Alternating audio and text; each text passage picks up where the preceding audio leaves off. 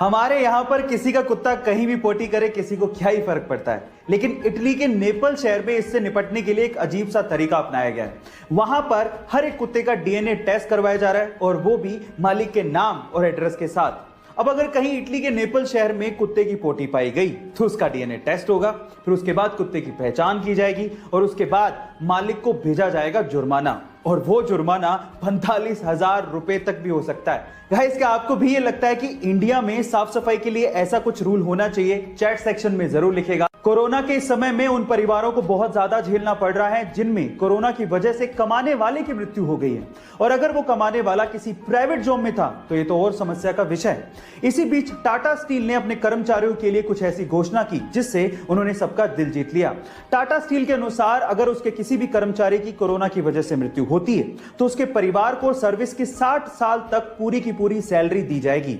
इसके अलावा परिवार को रहने के लिए घर दिया जाएगा और मेडिकल की सुविधाएं भी दी जाएंगी, और तो और उनके बच्चों के पढ़ाई का खर्च भी कंपनी ही उठाएगी। गाइस, टाटा स्टील की ये पहल आपको कैसी लगी? चैट सेक्शन में जरूर लिखेगा।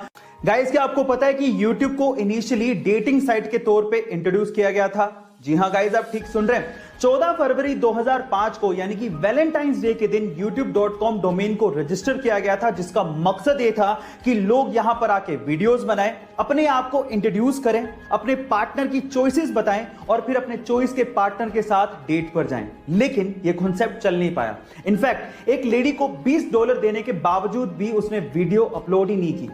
उसके बाद YouTube को ओपन टू ऑल वीडियोस कर दिया गया, और जो सबसे पहले वीडियो YouTube पे अपलोड हुई थी वो YouTube के को-फाउंडर जावेद करीम की थी, और उसके बाद की YouTube की सक्सेस हिस्ट्री आप अच्छे से जानते हैं। गाइस, आपको ये अमेजिंग फैक्ट वीडियो कैसे लगी? चैट सेक्शन में जरूर लिखेगा। और जिंदगी के बहुत सारे इमोशंस में, जैसे कि खुशी में या गम में या फिर फ्रस्ट्रेशन में, हमें रोना आ जाता है, सही है?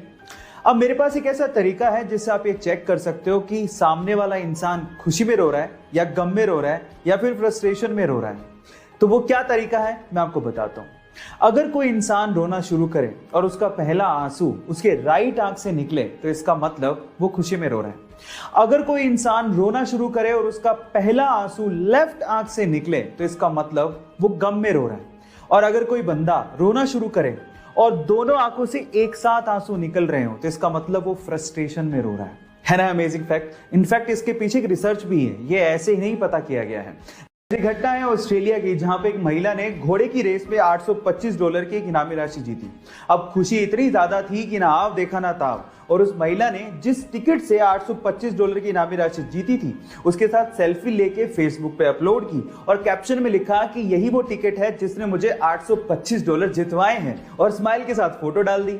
अब थोड़ी देर में एक बंदे ने उस टिकट को डाउनलोड किया और उस पर एक बारकोड था जिसे स्कैन किया और सारी पेमेंट अपने अकाउंट में ट्रांसफर कर ली।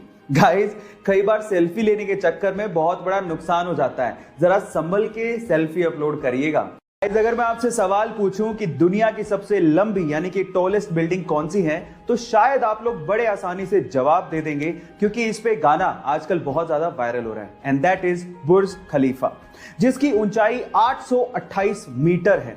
लेकिन इंटरेस्टिंग फैक्ट यह है कि यह बिल्डिंग इतनी लंबी है कि इस बिल्डिंग से आप दिन में 2 बार, जी हां, दिन में 2 बार सनसेट देख सकते हैं।